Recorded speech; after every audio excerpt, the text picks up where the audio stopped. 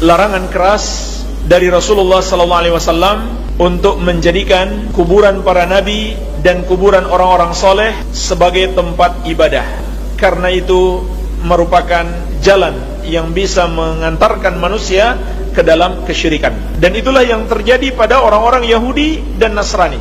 Tapi subhanallah jemaah sekalian, mungkin hari ini kita jarang menemukan ada gereja yang di dalamnya ada kuburan. Subhanallah, yang justru mewariskan kebiasaan jelek mereka ini lebih banyak kaum muslimin. Tradisinya orang-orang kafir zaman sekarang sudah tidak melakukannya, malah kaum muslimin yang masih melakukannya. Ini yang terjadi jemaah sekalian. Maka inilah keadaan umat kita, yang artinya di pundak kita ada tugas besar untuk memberi nasihat, memberi peringatan, dan mendakwahi saudara-saudara kita kaum muslimin. Termasuk pintu kesyirikan terbesar, bersikap gulu, berlebih-lebihan kepada orang saleh dengan cara beribadah di kuburan mereka. Dengan cara beribadah di kuburan mereka. Sama saja beribadahnya di atas kuburannya atau di sampingnya atau menghadapnya.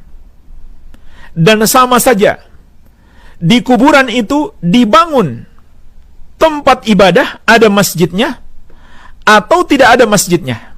Dan juga sama saja hukumnya, apakah kuburan yang lebih dulu dibangun ataukah masjid yang lebih dulu dibangun lalu ada orang soleh dikuburkan di situ. Maka ini semuanya terlarang. Ini semuanya terlarang. Hanya saja kata para ulama, kalau duluan kuburan, baru masjid dibangun di atasnya atau di sekitarnya, di wilayah kuburan, di area pekuburan, maka masjidnya yang harus dipindahkan. Tapi sebaliknya, kalau masjid yang duluan, lalu orang-orang saleh itu dikuburkan di masjid, maka kuburan mereka yang harus dipindahkan di pekuburan umum kaum muslimin. Dan jemaah sekalian, hadis-hadis tentang ini sangat banyak dan sangat keras.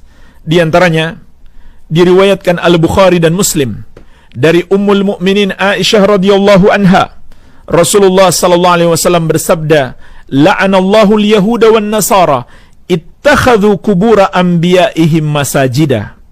Allah melaknat Yahudi dan Nasrani yang menjadikan kuburan para nabi mereka sebagai tempat ibadah. Jadi jemaah sekalian, orang yang menjadikan kuburan sebagai tempat ibadah, dia juga melakukan tasyabbuh, penyerupaan kepada Yahudi dan Nasrani. Begitu pula dalam riwayat Bukhari dan Muslim dari Ummul Mukminin Aisyah radhiyallahu anha, beliau menceritakan bahwa Ummu Salamah dan Ummu Habibah radhiyallahu taala anhumah, dua istri Nabi sallallahu alaihi wasallam yang dulu pernah berhijrah ke negeri Habasyah sebelum ada kota Madinah. Maka mereka menceritakan kepada Nabi sallallahu alaihi wasallam tentang gereja yang mereka lihat di negeri Habasyah yang sangat indah, dibangun oleh orang-orang Nasrani. Mereka namakan gereja Maria. Dan mereka menceritakan pula di dalamnya ada gambar-gambar bernyawa, makhluk bernyawa.